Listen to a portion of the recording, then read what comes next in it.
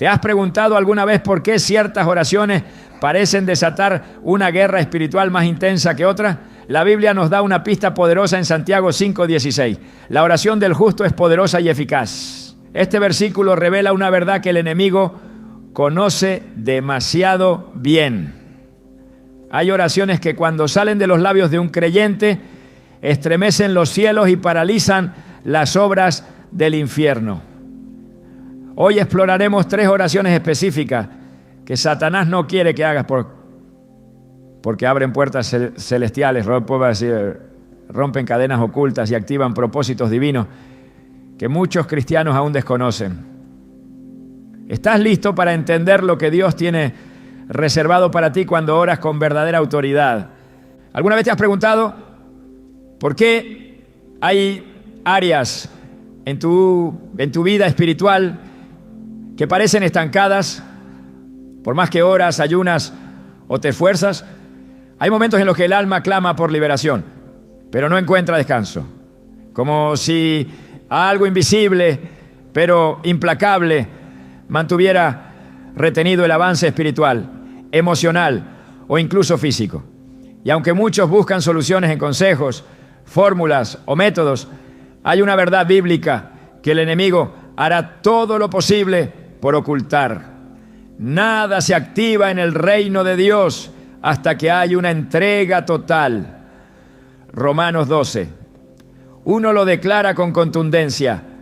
Así que, hermanos, os ruego por las misericordias de Dios que presentéis vuestros cuerpos en sacrificio vivo, santo, agradable a Dios, que es vuestro culto racional. Esta es la oración que Satanás no quiere que hagas porque es la que destrona tu voluntad y entroniza la de Dios. Rendirse no significa perder, sino reconocer quién realmente tiene el control. Es en el acto de entregar todo donde comienza la verdadera victoria espiritual. Pero esta oración no es superficial, ni consiste en decir con los labios: Señor, hágase tu voluntad, mientras el corazón sigue aferrado a sus propios deseos. Es un clamor profundo que brota de un espíritu quebrantado y dispuesto. Un tipo de entrega que transforma, porque lo deja todo en el altar, incluso lo que más duele. Jesús mismo nos dio ejemplo de esto en el huerto de Getsemaní. Lucas 22:42 nos deja ver su humanidad y su rendición absoluta. Padre, si quieres, pasa de mí esta copa, pero no se haga mi voluntad sino la tuya. Fue esa oración la que dio inicio al cumplimiento del plan de salvación. No fue en la cruz donde se ganó la guerra, fue en Getsemaní cuando Jesús dijo: no se haga mi voluntad. Satanás tiembla cuando un creyente decide dejar de luchar contra la voluntad de Dios, porque en ese momento se rompe su influencia. Mientras haya resistencia interior, hay terreno que él puede ocupar. Puede manipular emociones, sembrar dudas, inflar el ego, alimentar temores. Pero cuando el creyente cae de rodillas y entrega lo más preciado, lo más secreto, lo más temido, el enemigo pierde acceso. Es por eso que esta oración no es popular, porque cuesta, porque confronta, porque exige una muerte interna, pero es la llave que abre todas las demás puertas. Una oración de rendición no pide cosas a Dios, le entrega todo a Dios, y al hacerlo desata lo sobrenatural. Muchas personas oran pidiendo cambios, pero no quieren entregar el control. Claman por dirección, pero no están dispuestas a dejar sus planes. Suplican por paz, pero no quieren soltar sus cargas. Y entonces se preguntan por qué no sienten avance. Es porque Satanás se acomoda donde hay resistencia a Dios. Mientras el yo esté vivo, el trono del corazón está ocupado.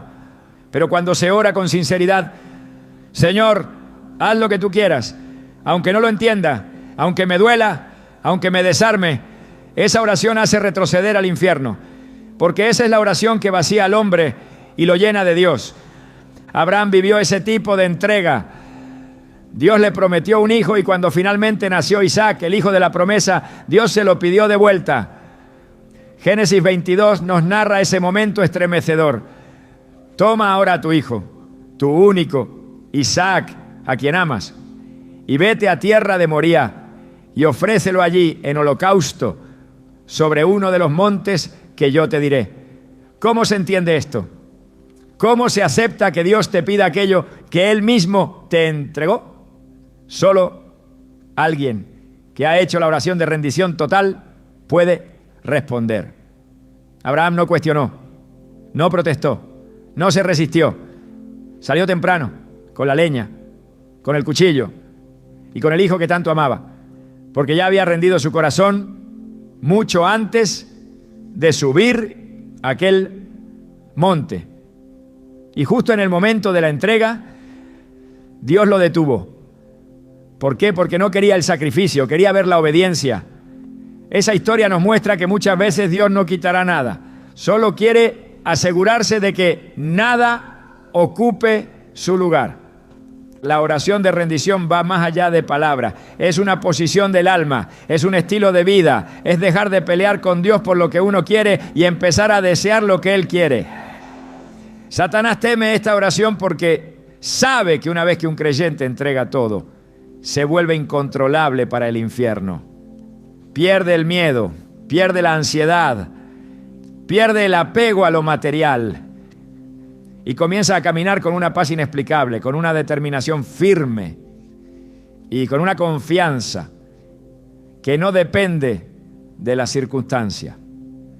La oración de entrega total desarma las estrategias del enemigo, porque quien ya murió a sí mismo no puede ser manipulado con amenaza ni seducido con mentiras. Muchos creyentes se preguntan por qué sienten que oran y no pasa nada. ¿Por qué sienten que están estancados, que sus palabras no tienen fuerza, que sus luchas internas no cesan? La respuesta puede estar en la falta de esta oración, porque mientras se ora con reservas, con límites, con condiciones, con agendas propias, el cielo no se abre completamente.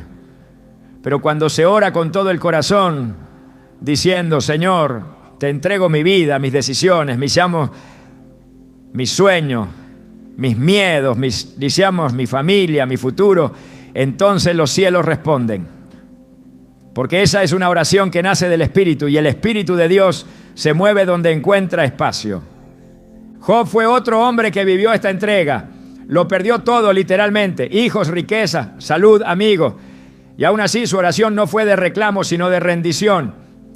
Jehová dio y Jehová quitó. Bendito sea el nombre de Jehová. Job 1:21. ¿Quién puede hablar así en medio del dolor más absoluto? Solo aquel que ha hecho la oración de rendición total. Y aunque su historia parece trágica, fue precisamente esa entrega lo que permitió que Dios lo restaurara y lo bendijera aún más que al principio. Porque lo que se entrega a Dios con confianza siempre vuelve transformado. El enemigo odia esta oración porque lo desarma por completo.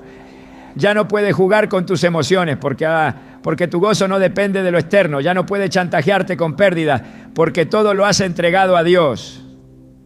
Ya no puede acusarte porque has decidido confiar en la gracia y no en tus propias obras. Esta oración te vuelve inmune a sus estrategias más comunes: el miedo, la culpa, la codicia, el orgullo.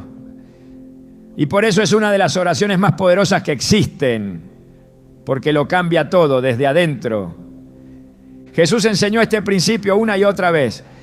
El que quiera salvar su vida la perderá, pero el que la pierda por causa de mí la hallará. Mateo 16:25. Parece contradictorio, pero es una verdad espiritual profunda. Solo cuando entregas todo, recibes lo que realmente importa. Solo cuando mueres a ti mismo encuentras tu verdadera identidad. Solo cuando sueltas el control, Dios toma el timón. Y eso es lo que el enemigo no quiere que experimentes. Porque una vez que lo haces, nada vuelve a ser igual. Recuerdo el testimonio de una mujer que había orado durante años por la restauración de su matrimonio. Iba a la iglesia, ayunaba, servía, pero nada cambiaba. Hasta que un día, quebrada y agotada, hizo una oración diferente. Ya no pidió que Dios cambiara a su esposo, oró: Señor, haz lo que tú quieras. Si quieres restaurarlo, hazlo. Si quieres que yo siga sola, también lo acepto. Solo dame paz y úsame para tu gloria. Esa oración no fue de resignación, fue de rendición. Y a partir de ahí, todo cambió. Su paz fue inmediata. Su fe se fortaleció. Y semanas después, sin que ella lo buscara, su esposo regresó transformado. Porque lo que entregamos, Dios lo purifica, lo moldea y lo devuelve mejor. Pero necesita que lo soltemos. No es casualidad que en los momentos más determinantes de la Biblia haya siempre una oración de rendición. Moisés, frente a la zarza ardiente, dijo: ¿quién soy yo para ir al faraón? Éxodo 3:11. Y Dios le respondió que no era cuestión de quién era él, sino de quién lo enviaba. Cuando finalmente aceptó, el mar se abrió, las plagas vinieron, el pueblo fue liberado. María, la madre de Jesús, dijo: he aquí la sierva del Señor, hágase conmigo conforme a tu palabra. Lucas 1:38. Y con esa oración comenzó el cumplimiento del nacimiento del Salvador. Ninguna de esas personas sabía lo que iba a pasar, pero sabían a quién le estaban diciendo sí. La oración de rendición es peligrosa para el infierno porque da inicio a un nuevo nivel espiritual. No siempre es cómoda.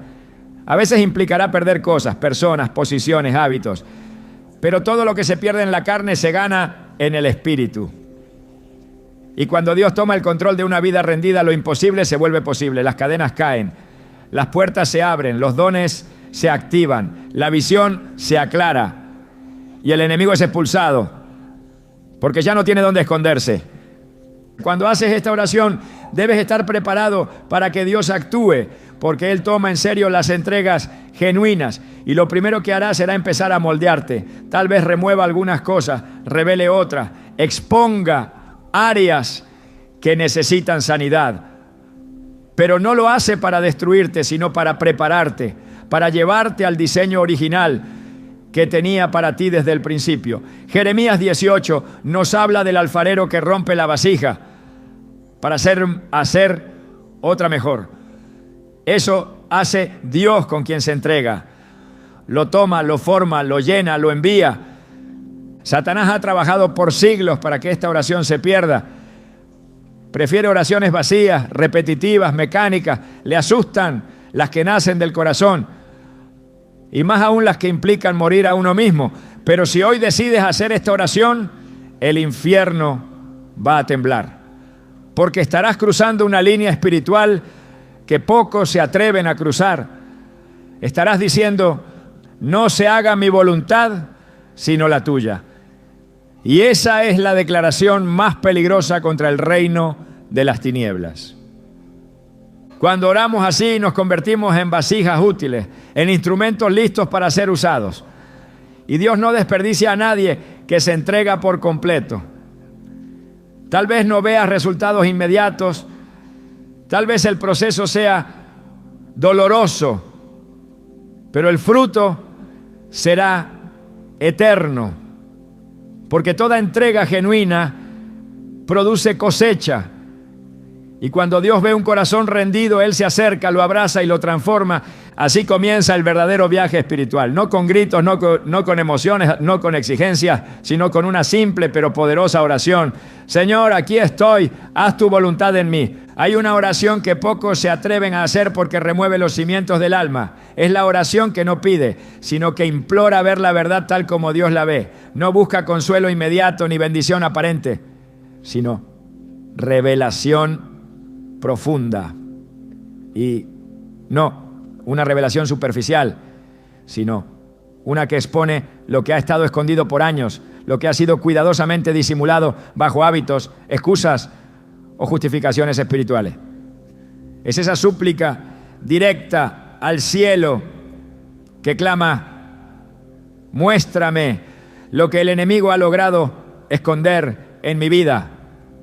Esta oración desbarata los planes de las tinieblas porque invita a la luz de Dios a entrar con fuerza, sin filtros ni barreras. Efesios 5:13 dice: Pero todas las cosas, cuando son expuestas por la luz, se hacen visibles, porque la luz es lo que manifiesta todo. Y ahí está el secreto. Lo que permanece oculto sigue siendo territorio del enemigo. Mientras no es traído a la luz, sigue operando en lo invisible, contaminando emociones, decisiones y relaciones sin ser detectado. Pero cuando el creyente se atreve a orar con un corazón sincero, Señor, muéstrame toda obra oculta, toda mentira, todo lazo que el enemigo ha establecido en mi mente o en mi entorno. Entonces se activa un proceso que transforma, aunque al principio incomode. La verdad no siempre llega con suavidad. A veces es como una espada, como una luz intensa que deslumbra y confronta. Hebreos 4:12 declara que la palabra de Dios es viva y eficaz, más cortante que toda espada de dos filos, y penetra hasta lo más profundo del ser, discerniendo los pensamientos y las intenciones del corazón. Esa es la naturaleza de la revelación divina. No adorna, no disimula, no maquilla. Llega para arrancar de raíz lo que ha estado contaminando desde dentro. Y por eso Satanás teme tanto esta oración, porque sabe que cuando la verdad se manifiesta, sus trampas pierden fuerza, sus cadenas se rompen y sus argumentos quedan expuestos como mentiras frágiles ante la santidad de Dios. En los tiempos bíblicos, cada vez que el pueblo de Israel oraba pidiendo discernimiento y dirección, Dios respondía no solo mostrando el camino, sino también revelando el pecado escondido. En Josué 7, tras la derrota de Israel ante un enemigo menor, Dios no les habló de estrategia militar, sino que les mostró el pecado de Acán, quien había escondido cosas prohibidas. Mientras ese pecado estuvo oculto, todo el campamento estaba bajo maldición. Pero una vez revelado y confrontado, la victoria regresó. Esta historia no es solo una advertencia, es una lección espiritual. Lo que no se revela, contamina. Lo que se oculta, limita el fluir de Dios. Y lo que se tolera en la oscuridad, acaba creciendo y debilitando toda la estructura espiritual. Satanás prospera en el silencio, en la falta de revisión interior, en la pereza espiritual que evita examinar los pensamientos más profundos. Por eso esta oración representa una amenaza directa a su dominio. Porque cuando un creyente pide ver más allá de lo evidente, empieza a recuperar territorios que antes eran inaccesibles. Comienza a discernir las motivaciones detrás de sus acciones, los orígenes de sus temores, las raíces de su ansiedad o su orgullo. Y es ahí cuando el Espíritu Santo comienza a hacer su obra de purificación. La Escritura nos muestra que incluso hombres de Dios que caminaron en santidad podían, sin darse cuenta, albergar actitudes o intenciones incorrectas que solo la luz divina podía señalar. El salmista David, sabiendo esto, oraba con valentía: examíname, oh Dios, y conoce mi corazón. Pruébame y conoce mis pensamientos, y ve si hay en mí camino de perversidad, y guíame en el camino eterno.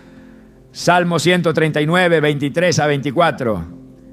Esta no es una oración que se hace con ligereza. Es un grito del alma que desea ser purificada en su totalidad, sin reservas, sin rincones oscuros.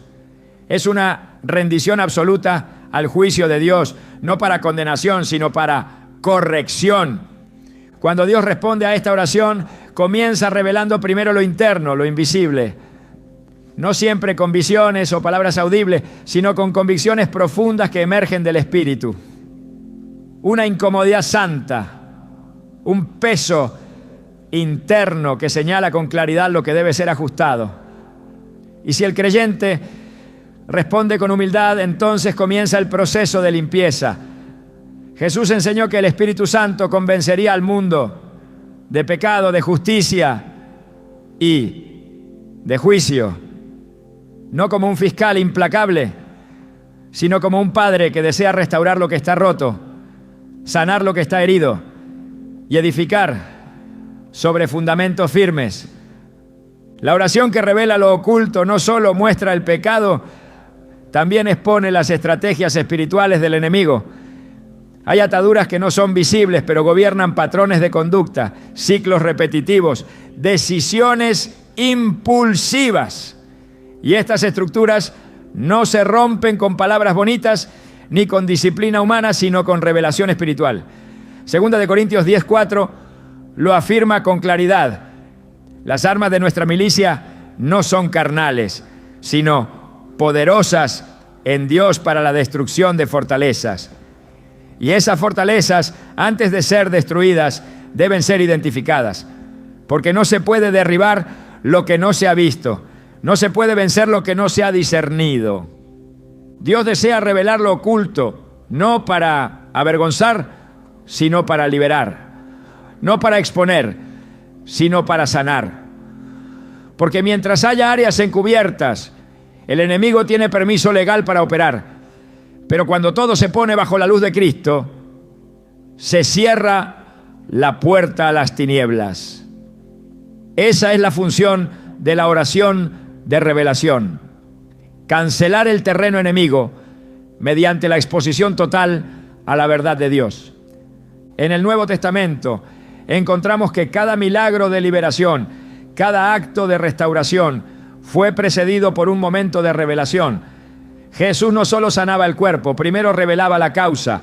A los fariseos les decía: este pueblo de labios me honra, pero su corazón está lejos de mí. Mateo 15:8. A sus discípulos les advertía del peligro de levadura de los fariseos, símbolo de hipocresía y engaño. Todo el ministerio de Cristo fue una confrontación directa con lo oculto, con lo que se escondía bajo capas de religiosidad. Y esa confrontación comenzaba con una revelación que muchas veces incomodaba, pero que siempre apuntaba a la libertad. El enemigo quiere mantener al creyente distraído con lo externo, concentrado en problemas visibles, mientras lo interno se desmorona sin que lo note. Por eso esta oración es tan peligrosa para sus planes, porque obliga al alma a detenerse, a examinarse, a dejar de culpar al entorno y a comenzar a mirar dentro. Es ahí donde la batalla real se gana, no en el ruido de las emociones, sino en la quietud donde el Espíritu revela la verdad. Juan 8:32 nos da la clave. Y conoceréis la verdad, y la verdad os hará libres. No cualquier verdad, la verdad revelada por Dios, la que penetra más allá de las apariencias, la que incomoda para luego restaurar. Esta oración requiere valentía, porque quien la hace debe estar dispuesto a renunciar a las ilusiones que ha construido. Debe dejar que Dios muestre lo que hay detrás de las palabras, detrás de las decisiones, detrás de los silencios. No es una oración para quienes quieren seguir igual. Es para quienes desean ser transformados a profundidad. Y la transformación verdadera comienza cuando se quitan los velos, cuando se rompen los disfraces, cuando se pide con sinceridad: Señor, muéstrame lo que yo no veo. A lo largo de las Escrituras, Dios honró a quienes buscaban esta revelación. Salomón pidió sabiduría, pero en su petición estaba implícita una oración de discernimiento, de visión clara, de entendimiento profundo. Y Dios le respondió con más de lo que pidió, porque un corazón que desea ver con los ojos de Dios siempre recibirá respuesta. En Apocalipsis a la iglesia de la Odisea se le dijo: por tanto, yo te aconsejo que de mí compres colirio para ungir tus ojos, para que veas. Apocalipsis 3:18. El colirio espiritual que permite ver la realidad del alma, ver más allá del orgullo, más allá del activismo religioso, más allá de las apariencias. Esta oración no solo es para uno mismo, también es una herramienta para interceder por otros. El discernimiento espiritual es necesario en los tiempos que vivimos, en un mundo donde lo falso se disfraza de bueno, donde la confusión es celebrada como libertad, donde las mentiras son repetidas hasta que suenan verdaderas. El pueblo de Dios necesita ver con claridad. No basta con reaccionar, hay que discernir. no basta con actuar. Hay que entender desde dónde se está actuando. Y eso solo se consigue cuando se vive en oración constante pidiendo revelación. Dios no esconde la verdad por crueldad. La oculta para que solo los humildes la encuentren. Proverbios 25:2 lo afirma con sabiduría. Gloria de Dios es encubrir un asunto, pero honra del rey es escudriñarlo. La honra está en buscar, en escudriñar, en desear ver lo que otros no ven. Y esa búsqueda se activa con esta oración. Una oración que dice: Señor, no me dejes vivir engañado. No permitas que haya áreas oscuras en mi alma. No consientas que me acomode en la ignorancia espiritual. Muéstrame tu verdad, aunque duela. La luz no tiene competencia. Cuando entra, todo lo oculto sale a la superficie. Y lo que se revela se puede sanar. Lo que se confiesa se puede transformar. Lo que se pone en las manos de Dios se puede redimir. Por eso esta oración es un arma, no visible, no ruidosa, pero temida en el infierno, porque es la que desarma las trampas más antiguas, las cadenas más profundas, las mentiras más sofisticadas. Satanás preferiría que nunca hicieras esta oración, porque mientras vivas sin revelación puedes vivir con apariencia de fe, pero sin poder. Puedes servir, cantar, predicar incluso, pero con áreas ocultas que él seguirá usando como puntos de acceso. Pero cuando oras para que todo sea revelado, se cierra el ciclo de manipulación espiritual y comienza la vida plena en la luz de Dios. Esta es la oración que abre los ojos del alma, que limpia los oídos del espíritu, que agudiza la percepción interior. Es la oración que desata discernimiento, sabiduría y entendimiento. Y aunque al principio puede incomodar, al final produce libertad. Porque donde está el Espíritu del Señor, allí hay libertad. Y el Espíritu se mueve con poder donde hay verdad. La autoridad espiritual no es un concepto simbólico ni una idea abstracta. Es una realidad contundente que define el impacto de la vida de un creyente en el mundo invisible. Desde el principio, Dios otorgó al ser humano dominio sobre la creación, y aunque ese dominio fue corrompido por el pecado, Jesucristo vino a restaurar lo que se había perdido. En Lucas 10:19 el Señor declara con firmeza: He aquí os doy potestad de hollar serpientes y escorpiones, y sobre toda fuerza del enemigo, y nada os dañará. Esta declaración no es opcional ni simbólica. Es un decreto espiritual que activa la autoridad sobre las tinieblas. Y es precisamente por eso que Satanás hará todo lo posible para impedir que el creyente ore con esa convicción. El enemigo no teme a las palabras vacías ni a los discursos repetitivos. Lo que realmente le aterra es una oración nacida desde la comprensión profunda de la identidad espiritual. Cuando un hijo de Dios ora desde su posición en Cristo, no como súbdito ni como víctima, sino como embajador del reino, el mundo espiritual se sacude. Efesios 2:6 dice que Dios nos resucitó juntamente con Cristo y nos hizo sentar con Él en los lugares celestiales. Esa es la posición desde la cual se debe orar. No desde la derrota, no desde el temor, no desde la desesperación, sino desde la autoridad que ha sido dada por medio del sacrificio de Jesús. Esta oración no se construye desde la emoción, sino desde la revelación. Es una declaración consciente, fundamentada en la palabra, respaldada por la sangre del Cordero y guiada por el Espíritu.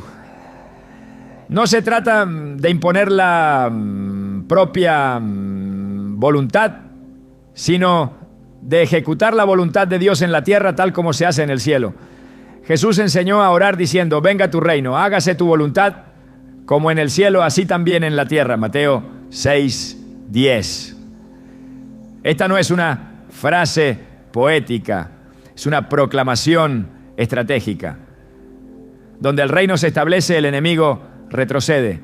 Donde la voluntad de Dios es impuesta, las obras de las tinieblas se disuelven. Y eso sucede cuando alguien con autoridad ora en el nombre que está sobre todo nombre. Los discípulos no eran hombres poderosos en lo natural, Eran pescadores, cobradores de impuestos, hombres comunes. Pero cuando Jesús los envió, les impartió autoridad para sanar enfermos, expulsar demonios y predicar el reino. No por mérito propio, sino por el poder delegado. En Marcos 6:7 se afirma que los envió de dos en dos, dándoles autoridad sobre los espíritus inmundos. La autoridad espiritual no depende de lo que uno ha hecho, sino de quién lo ha enviado. No se trata de experiencia religiosa, sino de identidad redimida. El problema es que muchos oran sin saber quiénes son en Cristo, y por eso sus palabras carecen de impacto. Satanás no responde a gritos, sino a convicción. Una oración que reclama autoridad espiritual comienza desde una postura clara. No se ruega como mendigos, se declara como hijos. No se actúa con duda, se avanza con firmeza.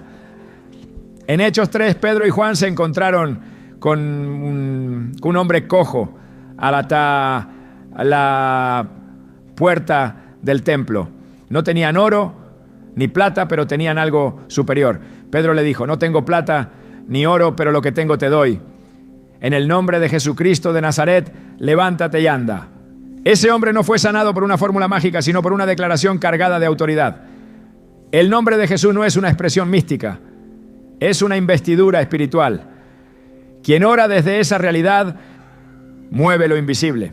Satanás sabe que la autoridad espiritual no se puede falsificar. Lo intentaron los hijos de Seba en Hechos 19, usando el nombre de Jesús sin tener comunión con él.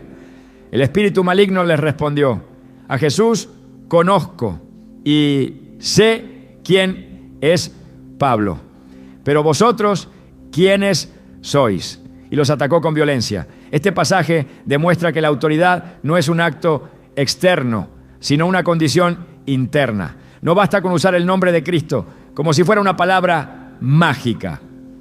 Hay que estar alineado con ese nombre. Hay que vivir bajo su señorío, caminar en obediencia y permanecer en comunión. Cuando eso sucede, la oración se vuelve una espada, no un susurro. El creyente que entiende su posición espiritual comienza a orar de manera diferente. Ya no se lamenta, ordena, ya no implora como si no tuviera acceso. Habla como quien ha sido aceptado en el amado.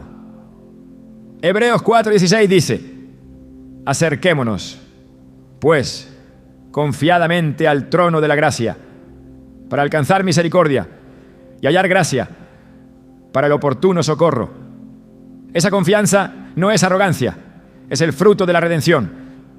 El enemigo odia esa confianza porque sabe que de ella se desprende una oración que no se detiene ante las circunstancias, sino que transforma las atmósferas. El mundo espiritual responde a la voz de quien se sabe autorizado por Dios. En Apocalipsis 12:11 se revela una clave: y ellos le han vencido por medio de la sangre del Cordero y de la palabra del testimonio de ellos. La victoria no se alcanza solo por el sacrificio de Cristo, sino también por la proclamación activa de ese sacrificio en la vida diaria. Es decir, la oración de autoridad no se limita a pedir protección. Se levanta para declarar la victoria ya ganada. Es una oración que pone límites al enemigo, que le recuerda que fue vencido, que ya no tiene derechos legales sobre la vida de los redimidos. El reino de Dios no avanza con diplomacia, sino con violencia espiritual. Jesús lo dijo en Mateo 11:12. Desde los días de Juan el Bautista hasta ahora, el reino de los cielos sufre violencia y los violentos lo arrebatan. Esta violencia no es carnal. We said we stopped this cycle now, but here we are, same place somehow. No big fight, no reason why, just another we should try. We know how it ends, still we start again. Last time we tried, we say it slow, like it's the last time, we don't know. Same old love, same old pain, calling each other again. Last time we tried, then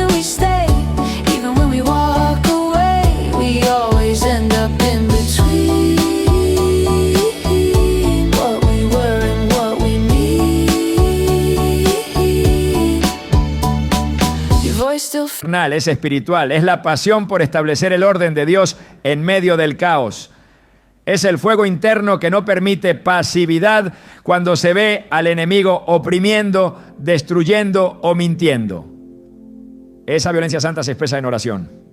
No una oración vacía, sino una oración cargada de autoridad, dirigida con propósito, lanzada como una flecha que no regresa sin cumplir su objetivo. Cuando se ora con autoridad se activa una dimensión distinta.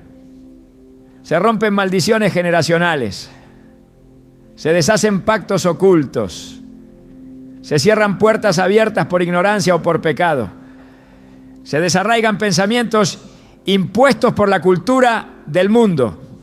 Romanos 12:2 nos exhorta a no conformarnos a este siglo, sino a ser transformados por medio de la renovación del entendimiento. Y esa renovación comienza cuando se entiende que el creyente no es un observador pasivo, sino un embajador con autoridad espiritual sobre las tinieblas. La oración con autoridad cambia no solo lo que se dice, sino cómo se vive. Ya no se permite que el temor gobierne, ya no se acepta la opresión como normal, ya no se tolera la mentira disfrazada de verdad. Porque se ha entendido que todo lo que no viene de Dios puede y debe ser confrontado con la autoridad del Espíritu. Y eso no se hace con buenas intenciones, sino con oraciones fundamentadas. Cada palabra pronunciada con fe y con identidad se convierte en un decreto que resuena en el cielo y es respetado en el infierno. El enemigo hará todo lo posible para mantener al creyente en ignorancia sobre este tema, porque mientras haya confusión sobre la autoridad que se tiene en Cristo, se limitará el avance del reino en la vida personal y colectiva. Pero cuando se rompe esa ignorancia y se ora con entendimiento, se activa una revolución espiritual. Lo que antes parecía imposible comienza a ceder. Lo que estaba estancado comienza a fluir. Porque el enemigo ya no puede operar en un territorio donde se ha establecido el gobierno de Dios. Esta oración requiere alineamiento. No se puede reclamar autoridad sin someterse primero al autor. Santiago 4:7 lo expresa con precisión. Someteos pues a Dios, resistid al diablo y huirá de vosotros. La autoridad no es una herramienta aislada, es el resultado de una vida sometida. Quien se rinde a Dios recibe poder para resistir al enemigo. Y quien resiste con autoridad ve cómo el enemigo huye. No porque el creyente sea fuerte, sino porque está respaldado por el Todopoderoso. La iglesia fue llamada a operar en autoridad, no en religiosidad. Fue comisionada para ser sal y luz, no espectadores pasivos. Mateo 28, 18 a 19 deja claro que toda autoridad fue dada a Cristo y Él la delegó a sus discípulos para hacer discípulos, para bautizar, para enseñar, para establecer su reino. Esa delegación no terminó en los apóstoles, sigue vigente y se activa cada vez que un creyente ora con esa conciencia, cada vez que se declara la palabra con fe, cada vez que se confronta al enemigo con la verdad, cada vez que se habla en el nombre de Jesús desde una vida rendida a su señorío. Esta es la oración que cambia atmósferas, que establece límites espirituales, que define el rumbo de hogares, ministerios y generaciones.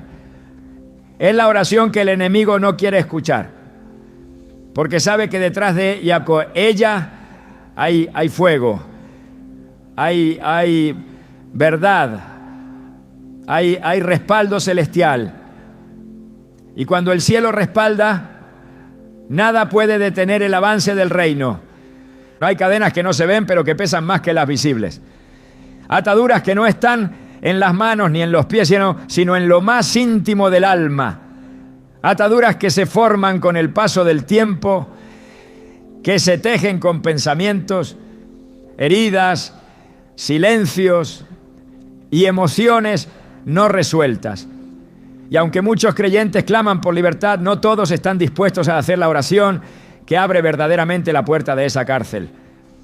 Es la oración que perdona, no de labios, no por obligación, sino con verdad.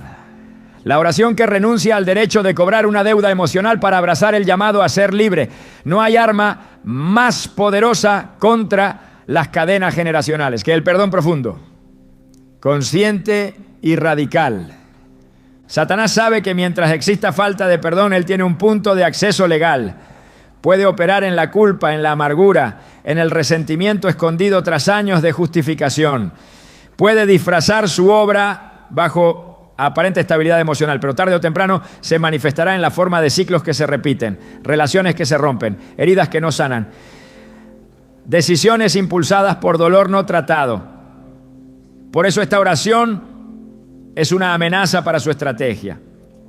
Porque cuando un creyente decide perdonar desde el espíritu, no desde la mente, está rompiendo con una línea de opresión que muchas veces viene desde generaciones anteriores. Jesús no presentó el perdón como una opción, lo colocó en el centro del mensaje del reino. En Marcos 11:25 dijo: y cuando estéis orando, perdonad si tenéis algo contra alguno, para que también vuestro Padre que está en los cielos os perdone a vosotros vuestras ofensas. No se trata de una acción secundaria. El perdón es una llave espiritual que habilita el fluir de la gracia. Y donde no hay perdón, hay estancamiento. No importa cuánta oración se eleve, cuánto ayuno se practique o cuánta palabra se declare. Si hay falta de perdón, hay una grieta. Porque el reino no puede manifestarse plenamente en un corazón dividido entre la justicia de Dios y la venganza humana.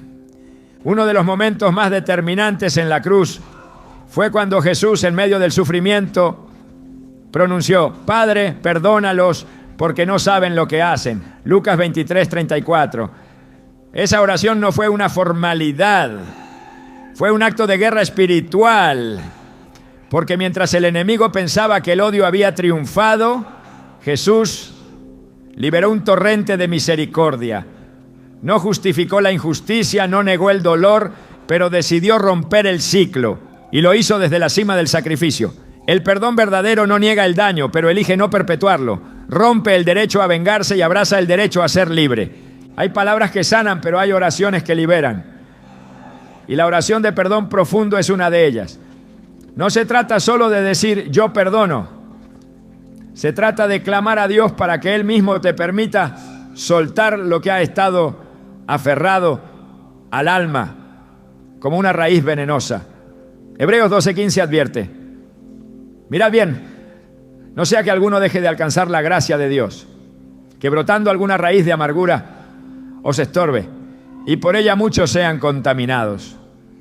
La amargura no es un sentimiento pasajero, es una estructura espiritual que, si no se arranca, contamina todo lo que toca. Y solo puede ser desactivada por medio del perdón que viene desde el Espíritu. Ese que no se origina en la lógica, sino en el poder de Dios, actuando en un corazón rendido. El perdón que libera no espera que el otro se arrepienta, no depende de una disculpa, no necesita reparación, porque no está condicionado por lo que el otro haga, sino por lo que Dios ya hizo. Efesios 4:32 lo establece como un mandato de identidad.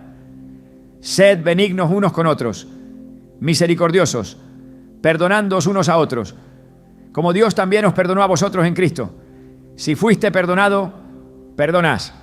Esa es la dinámica del reino. El perdón no es una recompensa al arrepentimiento ajeno, es una respuesta a la gracia recibida. Y cuando esa gracia fluye, las cadenas del pasado comienzan a romperse, los patrones heredados se desactivan. Lo que ató a padres, abuelos o generaciones anteriores, pierde el poder de seguir contaminando el presente. La falta de perdón no solo afecta a quien fue herido, también frena el propósito de quien no quiere soltar. Un corazón lleno de rencor no puede sostener la unción. Un alma cargada de heridas no puede ser plenamente canal de bendición. Por eso, esta oración no es un acto de bondad hacia otros, sino una declaración de guerra contra toda obra que el enemigo ha construido a través del dolor. Hay personas que viven ciclos repetitivos no por falta de fe, sino por falta de perdón. Claman por un nuevo comienzo, pero aún están amarradas al pasado, y hasta que no suelten no avanzarán. La oración de perdón no solo mira hacia atrás, también abre la puerta hacia el futuro. David, hombre conforme al corazón de Dios, entendía que el alma debía ser examinada profundamente para que Dios pudiera actuar. En el Salmo 51 clamó: crea en mí, oh Dios, un corazón limpio y renueva un espíritu recto dentro de mí. Un corazón limpio es uno que ha decidido no guardar rencor, no aferrarse a heridas, no levantar muros. Un corazón limpio es un terreno fértil para la obra del Espíritu. Y ese terreno solo se alcanza cuando se ha orado pidiendo perdón y ofreciendo perdón. Ambas cosas unidas forman una bomba espiritual que desmantela todo intento del enemigo por perpetuar el dolor. Satanás sabe que el perdón sincero rompe pactos invisibles que se hacen con el sufrimiento, acuerdos inconscientes que se establecen desde el momento en que alguien dice: nunca más confiaré, nunca lo olvidaré, nunca lo perdonaré. Esas palabras tienen peso, son decretos que abren la puerta a fortalezas mentales y emocionales.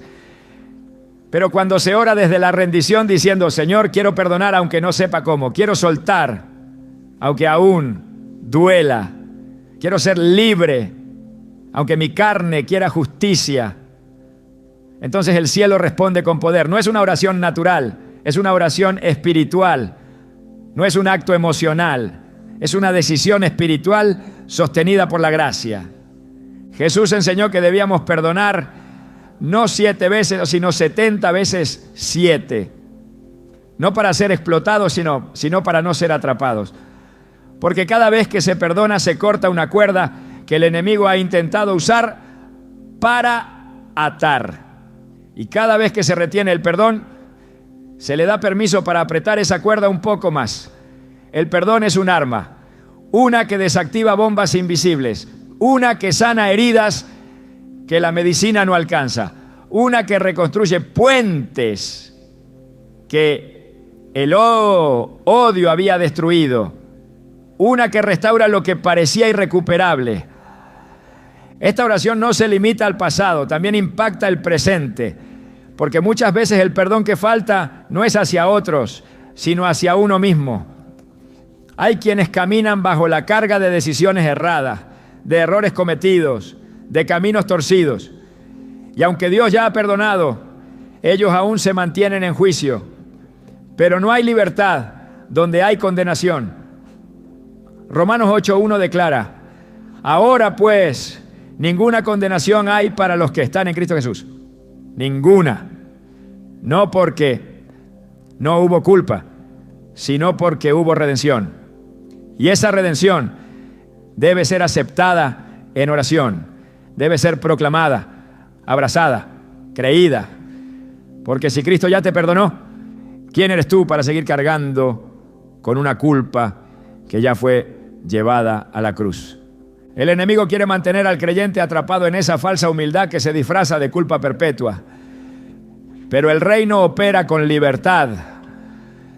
Y esa libertad comienza con una oración que suelta lo que se dijo, lo que no se dijo, lo que se hizo, lo que no se hizo, que suelta lo que otros no pudieron reparar, que suelta incluso la necesidad de entender, porque hay heridas que nunca tendrán una explicación satisfactoria.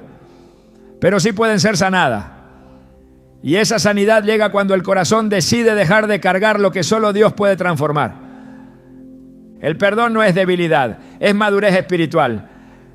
Es la manifestación más poderosa de la fuerza interior que proviene del Espíritu Santo. Requiere decisión, requiere valentía, requiere una voluntad firme de dejar de vivir desde el dolor. Y esa voluntad solo puede ser activada por medio de la oración. No una oración superficial, no una repetición vacía, sino un clamor que brota desde lo más profundo del Espíritu, donde solo Dios puede llegar. Un clamor que dice: Padre, libérame de toda amargura, enséñame a perdonar como tú me perdonaste, hazme libre de todo lo que me retiene. Esa es la oración que el enemigo más detesta, porque no solo cierra ciclos, rompe maldiciones, purifica linajes, destruye estructuras demoníacas que han operado en secreto por generaciones. Y cuando un creyente se levanta en oración con esa determinación, algo se estremece en lo invisible, porque esa oración no es común, es un acto de guerra, y el infierno tiembla cuando el perdón entra en escena, porque donde hay perdón verdadero hay victoria irreversible. Hay oraciones que requieren valor, pero hay una que no solo demanda valentía, sino abandono absoluto. La oración que dice: Señor, úsame como tú quieras, no como yo prefiero, no según mis planes, no bajo mis condiciones. Es la entrega que no negocia, la decisión que rompe con todo cálculo humano. Cuando un creyente pronuncia estas palabras con sinceridad, está rindiendo el timón de su vida a las manos de aquel que ve más allá del presente. Es una oración peligrosa para quien ama el control, pero es gloriosa para quien anhela caminar en el centro de la voluntad divina. Dios no llama a los capacitados, capacita a los que están dispuestos, y la disposición no se prueba en el discurso, sino en el altar. Es fácil pedir dirección, lo difícil es entregar completamente el destino. Es fácil pedir propósito, lo desafiante es renunciar al propio. Y sin embargo es en ese punto de rendición total donde el poder del reino se manifiesta con mayor fuerza. Isaías lo vivió en carne propia, el día que tuvo una visión del trono de Dios y fue tocado por el fuego del altar. No pidió una misión específica, no exigió condiciones, solo dijo: heme aquí, envíame a mí. Isaías 6:8. Esa frase no era retórica, era una declaración de muerte al ego y vida al propósito. Satanás teme esa oración porque sabe que quien se entrega sin reservas se convierte en una amenaza para las tinieblas. Mientras el creyente conserve reservas, excusas o temores, seguirá limitado. Pero cuando decide ser usado por Dios sin poner límites, sin exigir garantías, sin establecer zonas seguras, entonces se transforma en instrumento poderoso, porque lo que está en las manos de Dios, Él lo multiplica, lo dirige y lo respalda. La obediencia radical abre puertas que el esfuerzo humano jamás podría abrir. Dios no necesita ayuda para ejecutar su plan. Lo que busca son vasos disponibles, no perfectos, no, sino rendidos, no expertos, no, sino obedientes. La oración que pide ser usado sin condiciones no nace del entusiasmo emocional, sino de una convicción profunda que no hay mejor lugar para el alma que el centro de la voluntad de Dios, aunque esa voluntad implique renuncias, incomodidad o procesos inesperados. Jesús no ocultó la naturaleza de este llamado. En Mateo 16:24 dijo: si alguno quiere venir en pos de mí, niéguese a sí mismo, tome su cruz y sígame. Esa es la base de la oración de entrega. No se puede seguir a Cristo mientras uno se sigue a sí mismo. El enemigo ha trabajado por siglos sembrando una fe cómoda, negociable, centrada en el beneficio. Pero el evangelio verdadero no gira en torno a lo que uno recibe, sino a lo que uno entrega. No se trata de acumular bendiciones, sino de ser canal de ellas. No se trata de sentirse bien, sino de ser útil para los propósitos eternos. Y eso solo ocurre cuando se ora sin condiciones. Esa oración no exige reconocimiento, no busca plataforma, no pretende visibilidad. Busca ser útil donde Dios lo determine, como Él lo determine y cuando Él lo determine. Cuando María fue visitada por el ángel y recibió el anuncio de que concebiría al Salvador, su respuesta fue inmediata y clara. He aquí la sierva del Señor, hágase conmigo conforme a tu palabra. Lucas 1:38. No pidió explicaciones, no preguntó por las consecuencias. Sabía que esa oración implicaba enfrentar la incomprensión, el rechazo, el riesgo, pero también sabía que lo que se ponía en las manos de Dios tenía un propósito eterno.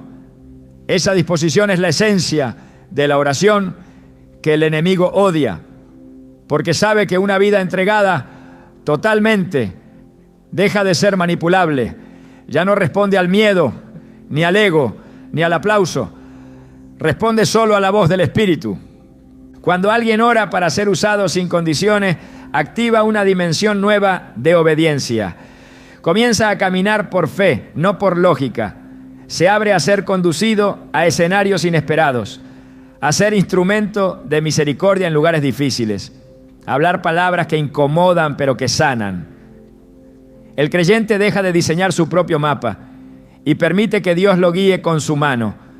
Proverbios 3:5-6 lo resume con autoridad. Confía en el Señor con todo tu corazón y no te apoyes en tu propia prudencia. Reconócelo en todos tus caminos y Él enderezará tus veredas. Ese enderezar no siempre será fácil, pero será perfecto. Esta oración también prueba el carácter, porque no todos los que piden ser usados están dispuestos a ser moldeados primero. Pero Dios no unge lo que no ha sido procesado. Y el proceso comienza en el altar del sacrificio personal. Romanos 12:1 lo expresa como un llamado. Os ruego por las misericordias de Dios que presentéis vuestros cuerpos en sacrificio vivo, santo, agradable a Dios, que es vuestro culto racional. Esa presentación no es simbólica, es una rendición práctica.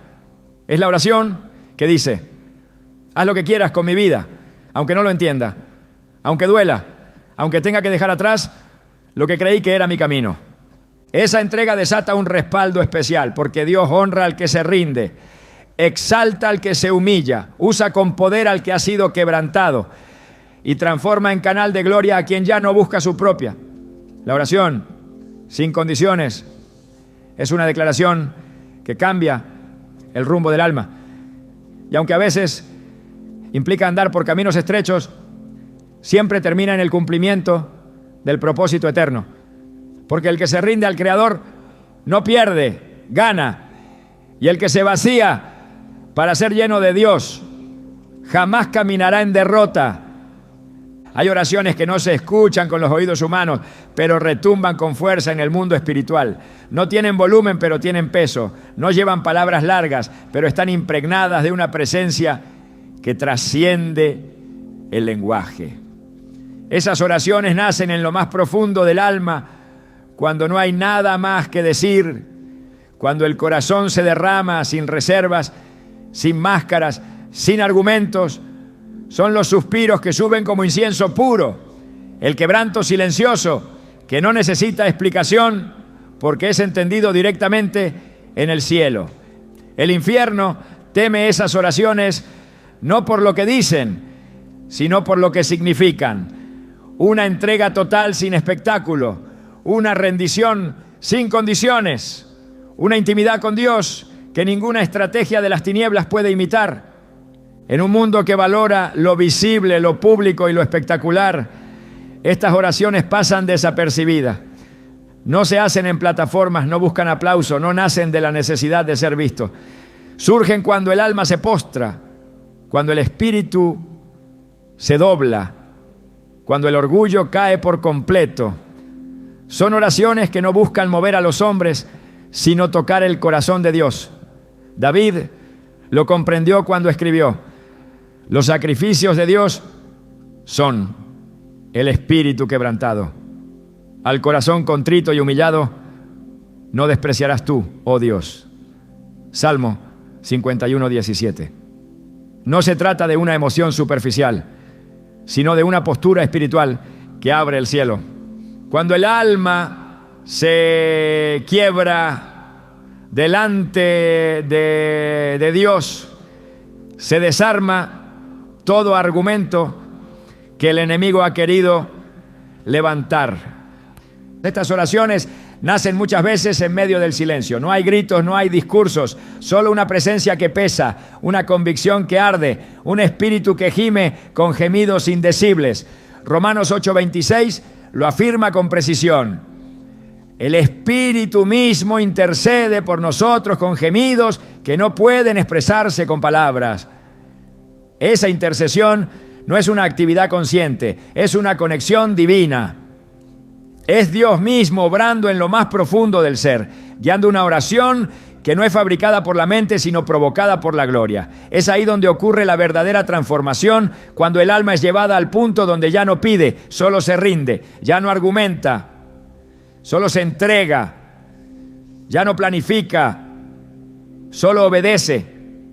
Satanás no puede resistir ese tipo de oración porque en ella no hay orgullo, no hay distracción, no hay deseo de control, solo hay rendición. Y cuando un hijo de Dios llega a ese nivel de quebrantamiento, el infierno pierde una batalla sin haber escuchado una sola palabra. Porque no hay poder más grande que el de un corazón que ha decidido morir al yo para vivir para Cristo. Pablo lo expresó con claridad: con Cristo estoy juntamente crucificado y ya no vivo yo, mas vive Cristo en mí. Gálatas 2:20. Esa muerte interior no es una metáfora, es una realidad espiritual. Y esa realidad se manifiesta en una oración donde ya no hay exigencias, solo disponibilidad. Jesús mismo modeló este tipo de oración en Getsemaní, en medio del peso más profundo, con el sudor convertido en gotas de sangre. Su oración no fue una proclamación externa, fue una rendición silenciosa. Padre, si quieres pasa de mí esta copa, pero no se haga mi voluntad sino la tuya. Lucas 22:42. Esa oración no buscó cambiar el plan divino, sino confirmar la obediencia hasta el final. Fue la oración que selló la victoria antes de la cruz. Porque la verdadera batalla se ganó en ese momento de quebranto absoluto, cuando el Hijo se sometió completamente al Padre. Y ese modelo es el que transforma la vida de quienes oran desde el mismo Espíritu. El quebrantamiento no es debilidad, es acceso, no es derrota, es preparación, no es el fin, es el inicio de algo eterno. Las oraciones silenciosas del alma quebrada son las que abren puertas que los discursos no pueden abrir. Son las que preparan el camino para que el fuego de Dios descienda. Porque el fuego no cae sobre lo que está entero, cae sobre el sacrificio. Y el sacrificio aceptable es el que se presenta sin resistencia, sin agenda, sin condiciones. Ese es el clamor que activa lo sobrenatural, no por la fuerza del sonido, sino por la pureza del espíritu. El enemigo no tiene defensa contra un creyente que ha sido quebrantado en la presencia de Dios. Puede tentar, pero ya no encuentra ambición. Puede acusar, pero ya no hay orgullo. Puede rodear, pero no puede entrar, porque el alma ha sido vaciada de sí misma y llena de la plenitud del Espíritu. Efesios 3:19 habla de esa dimensión, para que seáis llenos de toda la plenitud de Dios. Y esa plenitud no se recibe con estrategias humanas, se recibe en el altar del quebrantamiento, en ese lugar donde no hay espectáculo, pero sí gloria, donde no hay ruido, pero sí autoridad, donde no hay figuras, pero sí unción verdadera. Estas oraciones silenciosas estremecen el infierno porque desatan una atmósfera que lo expulsa todo.